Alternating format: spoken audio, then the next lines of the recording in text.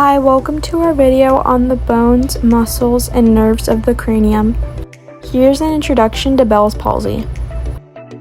Bell's palsy, also known as idiopathic facial paralysis, is paralysis of the facial nerve causing muscular weakness in one side of the face. People with Bell's palsy experience droopiness in half of their face, especially in the mouth, eye, and eyebrow.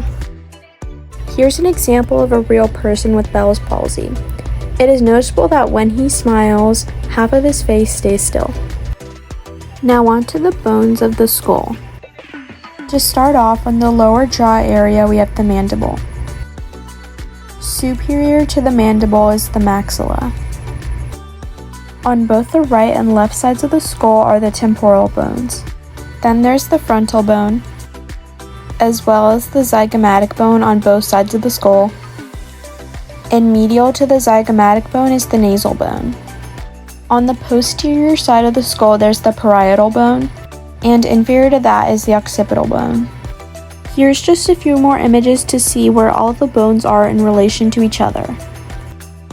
Now moving on to the muscles. The orbicularis oculi functions in moving the eyelids.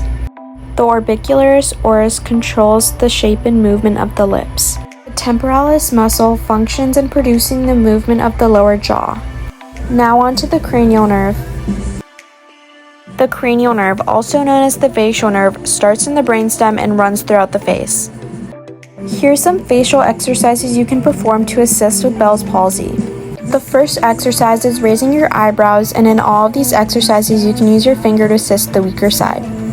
The second one is scrunching your eyebrows together. And the last one is simply just smiling. Thank you for taking the time to watch our video.